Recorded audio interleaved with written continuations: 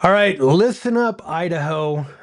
If you want to be able to keep your Second Amendment rights, and we all know how important the Second Amendment is to us here in Idaho and across the country for that matter. I told you I'm not letting this thing go. I'm pissed. This happened right here in my backyard, which kind of frankly shocked me. But here to talk about it with me today is somebody who can actually do something about it, or at least tell us how to do something about it. Uh, I have today Senator Christy Zito from the 8th District, Idaho. This is Mountain Home. Yes, I have Elmore County, Boise County, Valley County, and Custer County in my Ah, legislative district. very good. Senator Zito, welcome to the show. Thank you so much for being here and taking time out of your day. Can I call you Christy? That will be great. Okay. So, Christy, very, very quickly, despite Idaho's really strong constitutional carry laws and Idaho Code 18-3302J. I'm sure you know that one by heart. That's our preemption of firearms regulation. We just witnessed an attempt by Jerome County commissioners to hijack the law and disarm both citizens of Idaho when on county property.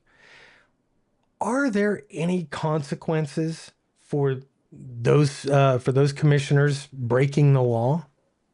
Currently, no. And as early as last year, I work with the Idaho Second Amendment Alliance, Greg Pruitt. And last year we prepared, and we've done it before, but last year was the most recent. We prepared legislation to amend Idaho code so that there is indeed a penalty for elected officials who violate the preemption law.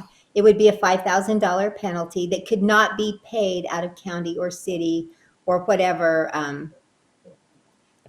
funds. It would have to come from their own personal funding. And the reason is just like we saw a law passed last year in the legislature prohibiting the display of certain flags in certain areas.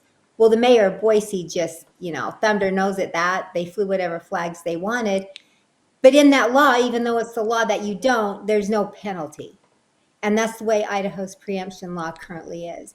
So we did the legislation and we prepared the RS, and we could not get Senator Jim Guthrie to give it a hearing. And that's kind of the Mm. problem. We see Idaho as all this gun friendly, and we have constitutional carry. I think we were the fourth in the country to do Hmm. that. It took us 3 different legislative sessions to complete it. We had to do constitutional carry, then 18 and over, and then citizens of the United States to carry legally open or concealed. So, and even like on our stand your ground and our preemption, they're really good examples of how, even though we are supposed to be such a gun friendly state, the pushback is just immense. When we present legislation like this, the Fraternal Order of Police, cities and counties, law enforcement, and the legislators themselves, Hmm. there's what we lovingly call, or not so lovingly sometimes, the secret gun club that's made up of a couple of different legislators. And if they think it's not a good idea, it won't fly. And if they think they can take your legislation, if there's enough citizen pressure, they'll, which is legal, they can do it. They take your legislation, change it a little Hmm. bit, water it way down so that it has obviously no teeth, and then go with it. So it's a job. And I hate to use the word job, but it takes huge amounts of effort to affect change towards the good in our Second Amendment law in Idaho. Wow, that's interesting. And you said this is Senator Guthrie who is stonewalling this or holding this up? Yes, he's out of Pocatello, Hmm. Senator Jim Guthrie, and he blocked this. He's blocked us multiple times when we've tried to fix our stand your ground or castle doctrine, whichever you like to refer to it. And we can actually have a discussion about that another day. We'll just focus on preemption. Yeah, that led right into my second question. Actually, it kind of answered it, and that was, has the legislature taken up this issue of uh, adding teeth to some of these uniformity laws? And yeah, obviously you guys have tried, and you haven't been able to get it. Is that you can't get it heard on the floor at all, or you, or it Well, they just have won't? to have a committee hearing first. A chairman has to give it, and it would go through state affairs. Hmm. So it has to have a committee hearing first in state affairs, and then all legislation goes through its germane committee. Then if it passes out of its committee, then it goes, for example, to the Senate floor. Then if it passes off the Senate floor, it will go to the House. And the chairman over there of state affairs is Representative Brent Crane, and it's hard to say what he would do. And then it goes to the floor on the House. And then if it passes off the floor of the House, then it would go to the governor for his signature. And that's the way all legislation works. Okay. Okay. Gotcha.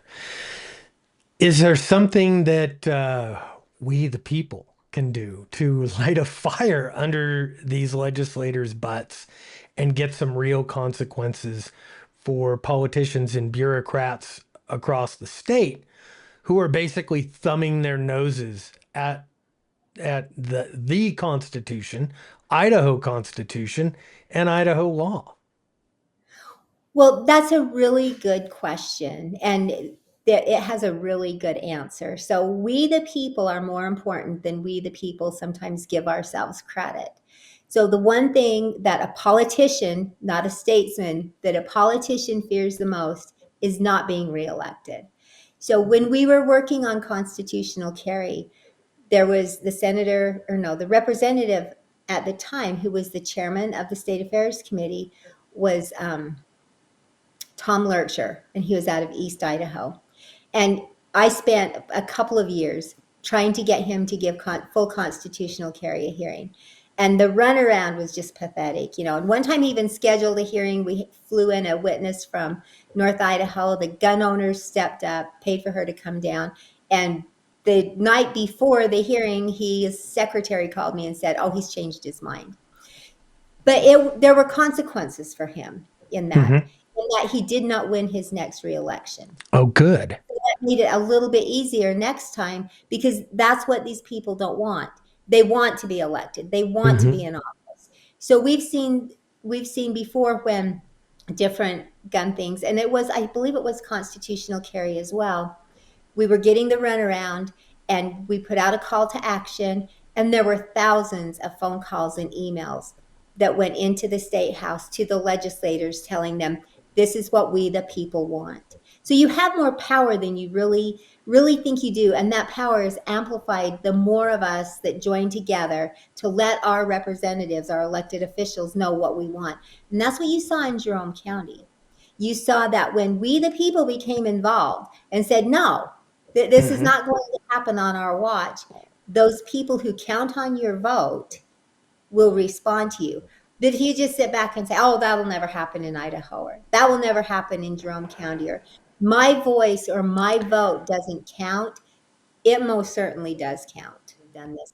I just want to thank the people of Jerome County and the people of the state of Idaho who stepped up, who made the phone calls, who got angry when they could see that their rights were being, infringed on, and actually did something about it. I'm so grateful for that, and so grateful to the people in your area who were paying attention and who caught it and who did something about it, and just didn't say, oh, it'll be okay, it's just a little bit of an infringement, because that's how it happens.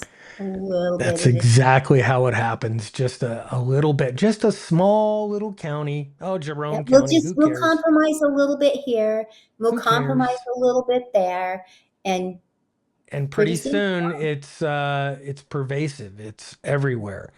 Senator Zito, thank you so much for joining the show, and I hope we can do this again on a whole bunch of different 2A related subjects.